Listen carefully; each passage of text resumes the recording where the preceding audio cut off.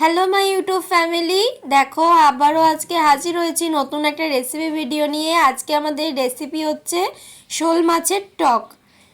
অনেকে হয়তোবা শোল মাছের টক খেয়েছো, আবার অনেকে শোল মাছের যে টক হয় সেটা অনেকে হয়তোবা জানো না। তো আজকের রেসিপিটা থেকে তোমরা সহজেই জানতে পারবে শোল মাছের টকটা কিভাবে হয়। চলো তাহলে ফার্স্টে আমরা শোল মাছটাকে বেছে নিই। দেখো এখানে একটা জ্যান্ত শোল মাছ নেওয়া হয়েছে। এই মাছটাকে এবার ভালোভাবে কেটে বেছে নেওয়া হবে। দেখতেই পাচ্ছ মাছটা। আর এই মাছ খাওয়ার কিন্তু খুবই উপকার। এই মাছের কিন্তু কোনো কাটা হয় না, জাস্ট শিরে যে মোটা কাঁটাটা হয় ওই কাঁটাটাই থাকে, আর কোনো কাটা হয় না। তো ফার্স্টেই মাছের আঁশগুলোকে ছাড়িয়ে নিতে হবে। তারপরে মাছের যে পাখনাগুলো আছে ওই পাখনাগুলোকে কেটে নিতে হবে। দেখো পাখনাগুলোকেও কেটে নেওয়া হচ্ছে। এবার মাছগুলোকে পিস করে নিলেই রেডি হয়ে যাবে। দেখো মাছ আমাদের কাটা হয়ে গেছে। এবার মাছগুলোকে আমরা ধুয়ে নেব পরিষ্কারভাবে।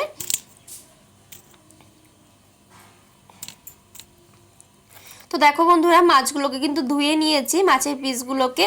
আর আমি সমস্ত মাছটা এখানে রান্না করছি না, এখানে আমি 6 টুকরো মাছ রান্না করছি।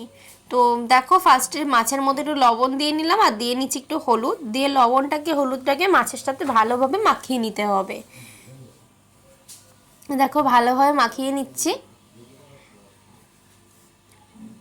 সমস্ত মাছের পিসগুলোকে লবণ হলুদ দিয়ে ভালোভাবে ম্যারিনেট করে নিলাম। এবার চলো বাকি রান্নার প্রসেসটা তোমরা দেখে নাও। ফার্স্টে কড়াইয়ের মধ্যে দিয়ে দিচ্ছি বেশ কিছুটা পরিমাণে সর্ষের তেল, মাছগুলোকে ভেজে নেব বলে। এবার মাছের পিসগুলো একটা একটা করে তেলের মধ্যে দিয়ে সুন্দর করে ভেজে নেব। আর মাছ ভাজার সময় খেয়াল রাখবে তেলটা যেন খুব ভালোভাবে গরম হয়, তারপরেই কিন্তু মাছের পিসগুলো তেলের উপরে দেবে, তা না হলে কিন্তু মাছের পিসগুলো নিচে লেগে যাওয়ার সম্ভাবনা থাকে। তো দেখো মাছের পিসগুলো কিন্তু একদম লাল লাল করে ভাজা হয়ে গেছে সুন্দরভাবে। এবার মাছের পিসগুলোকে আমরা তেল ঝরিয়ে ভালোভাবে তুলে নেব। দেখো অন্য একটা পাত্রের মধ্যে তুলে নিচ্ছি মাছের পিসগুলো।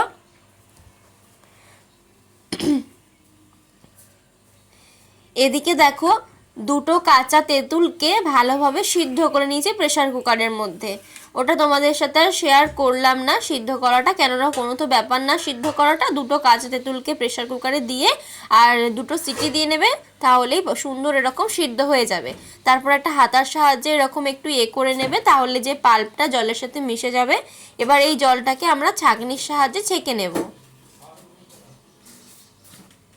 এই স্টেপটা কিন্তু অবশ্যই তোমরা করবে। তেঁতুলের পাল্পটাকে বা তেঁতুলের যে জলটা সেটাকে কিন্তু অবশ্যই ছেঁকে নিতে হবে, তা না হলে তেঁতুলের যে দানাগুলো সেগুলো মিশে যাবে।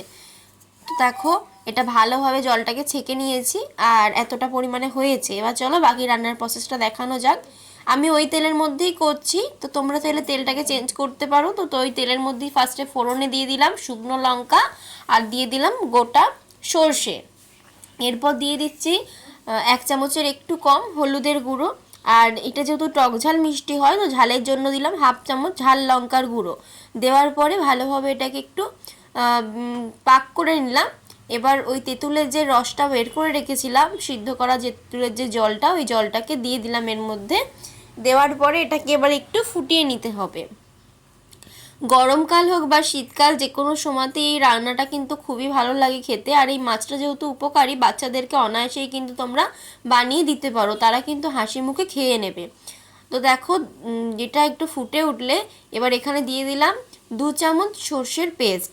সর্ষের পেস্টটা কিন্তু অবশ্যই দেবে, তাহলে একটা ঝাঁঝালো ফ্লেভার আসবে আর টক ঝাল মিষ্টি খেতে লাগবে। গরমের দুপুরে তো এটা থাকলে পুরো ভাতটাই তোমাদের খাওয়া হয়ে যাবে। আর দিয়ে দিলাম মিষ্টি 2 চামচ চিনি।